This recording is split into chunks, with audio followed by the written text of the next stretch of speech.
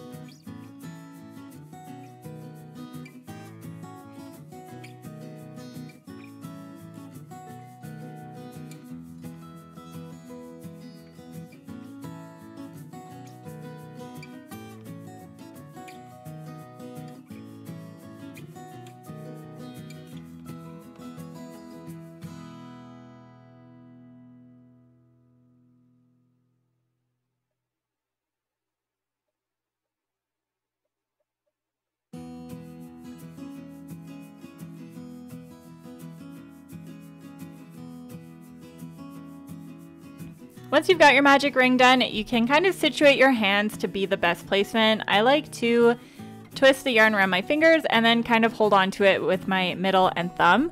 And make sure you're holding on to both the tail and the loop.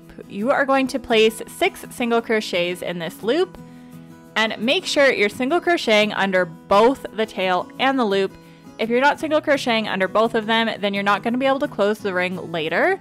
So that's the first single crochet. This is the second,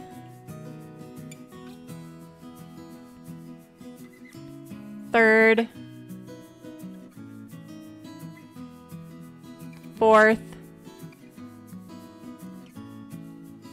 fifth, and sixth. So once you have 6 single crochets, you can close the circle. Make sure you pinch the top piece with your thumb and forefinger, or else you're not going to be able to close it properly. It's going to kind of twist on itself. So pull it tight and make sure that the loop doesn't all shrivel up into a mess. And once you close your magic ring, you should have something that looks like this. So now we are going to move on to round 2. Round 2, we are increasing in every single stitch around the circle. So go ahead and place your first single crochet in that first stitch.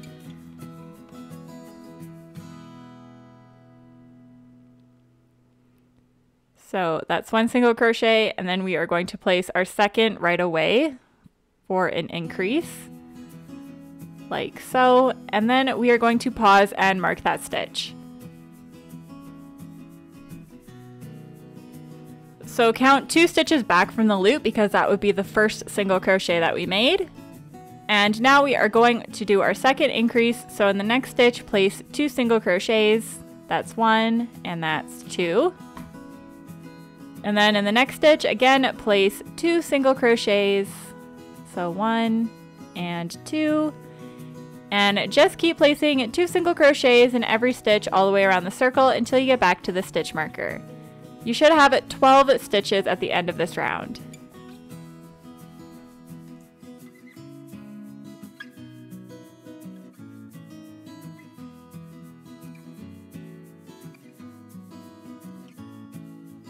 Moving on to round 3, we are going to alternate between a single crochet and an increase.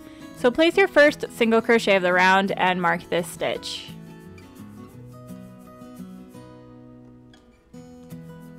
And then in the next stitch, we're going to be doing an increase, which means we're placing 2 single crochets in this stitch. So So that's the first, and this is the second. And then in single crochet, and then increase. Just keep repeating this pattern all the way around until you get back to the stitch marker, alternating between a single crochet and an increase. This is going to take our stitch count from 12 to 18.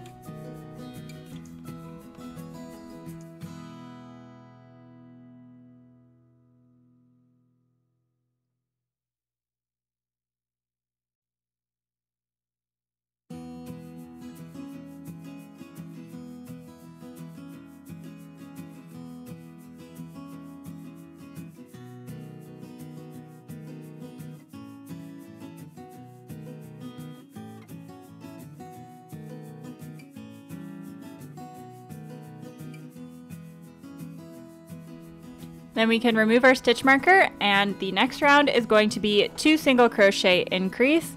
So remove your stitch marker and place your first stitch and mark that stitch. And then we're going to place another single crochet in the next one. And now we are going to do an increase. And the second single crochet like so. And then single crochet, single crochet, increase. So in this round, we are increasing only in every third stitch. This is going to bring our count from 18 stitches to 24 stitches.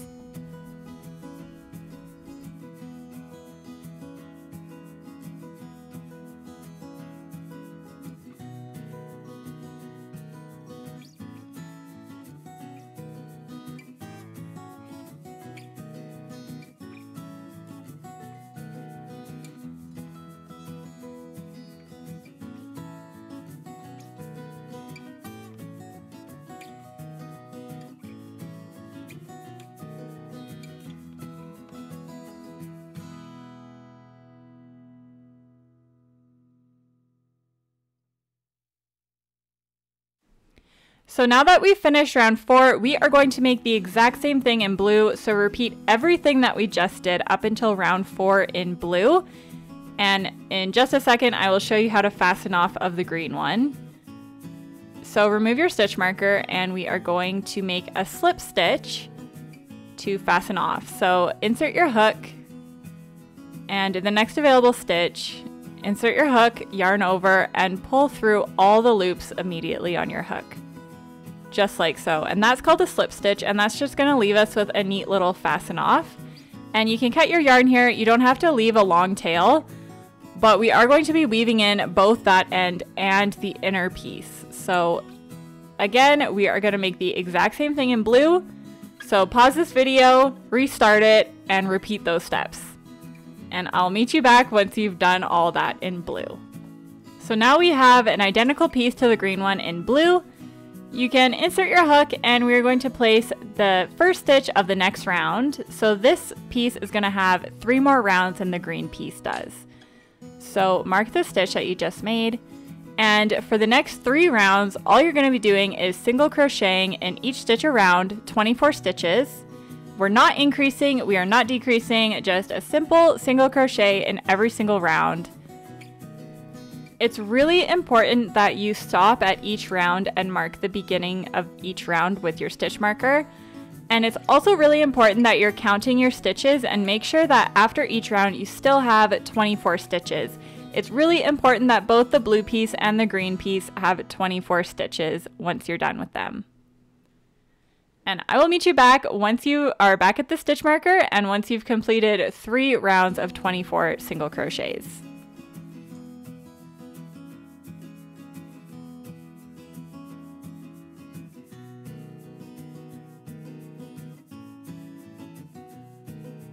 So that's the end of round 5, and I'm just going to speed up round 6 and 7, and I'll meet you back once you're done that.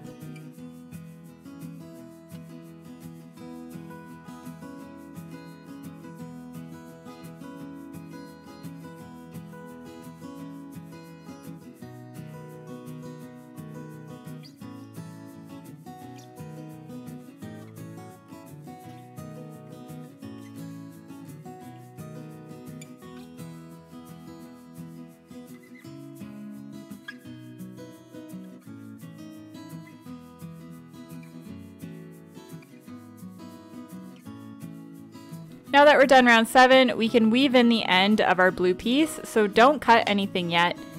Just take the tail end from the magic ring and weave it in. You can flip the piece inside out if it's easier for you, and make sure you do that on both the green and the blue.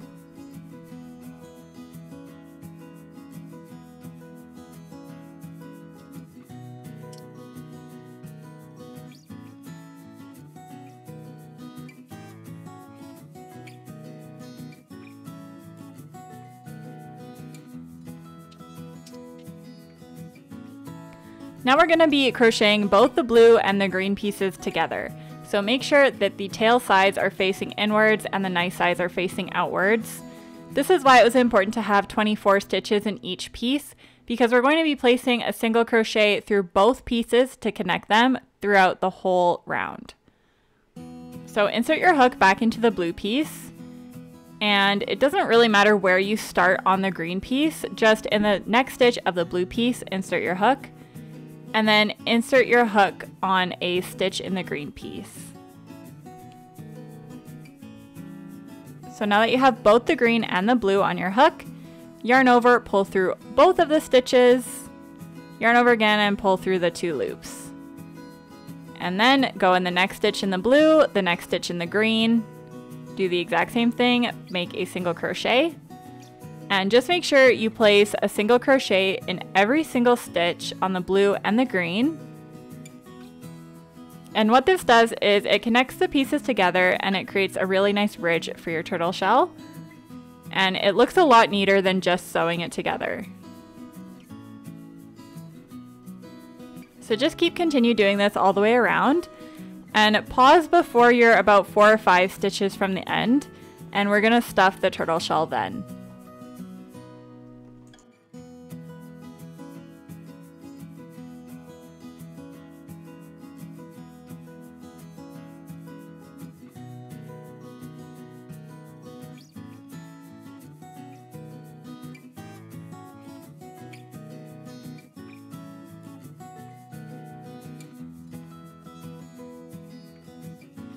If you flip your piece over, it should look something like this. It's creating a really nice edge for your turtle shell.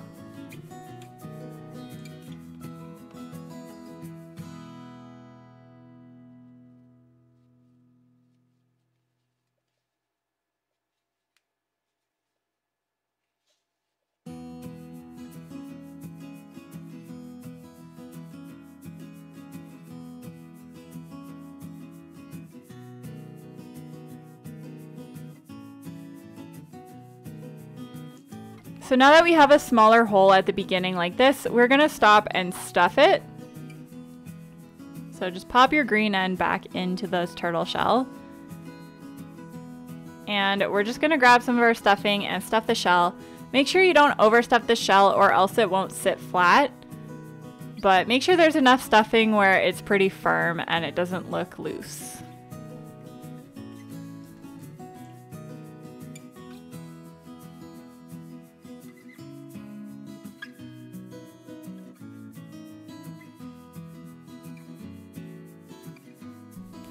And then once you've got your stuffing in there, you can just continue on crocheting the last few stitches.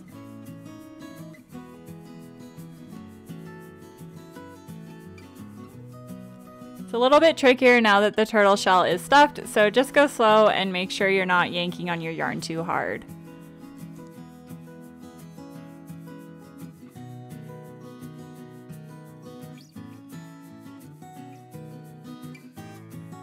Once you get to the last stitch, just make sure you close up that tiny little hole that remains. It's kind of tricky to get your hook in there, but just do your best. And then you can fasten off by slip stitching into the next stitch like so. And then you can cut your yarn. You don't need to leave a long tail because we're just going to be weaving it in. Once you pull that tight, just weave it in, and then I'm going to show you how to sew the head onto the body.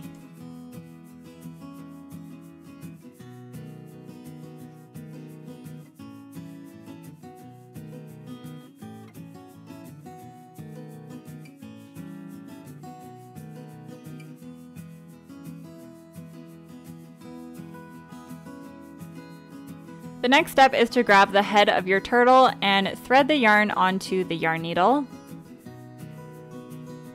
And then we're going to be sewing this little flap bit onto the shell. So grab the shell. I like to sew the head right onto where we fastened off of the blue shell just so that we can hide that piece, but you can fasten on the head wherever you'd like. And then just poke your needle into a part of the green on the shell and poke it onto where the flappy bit is. I like to go a little bit high on the head. I like to go about the whole stitch up, if you can tell, like that. And that's just going to make the head a little bit more secure rather than just sewing it on the very edge of the flappy bit. I sew it onto where it meets the stuffing of the head. And make sure you pull tight after each stitch. This is just a simple whip stitch, it's nothing fancy. And you can see my turtle head is a little bit floppy, so I'm going to put in some more stitches to secure it. You can go as high up onto the head as you want. You can sew it onto the blue bit. You can play around with it and just make sure the head is super secure before you weave in your end and cut it.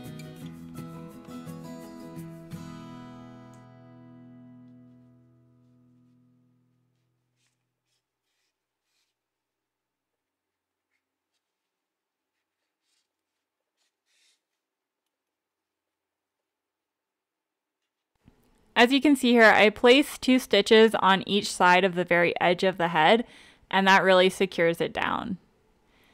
And there you have it, your head is all sewn on. In part 3, I'm going to show you how to make the fins of the turtle and how to sew those on. So I will see you there.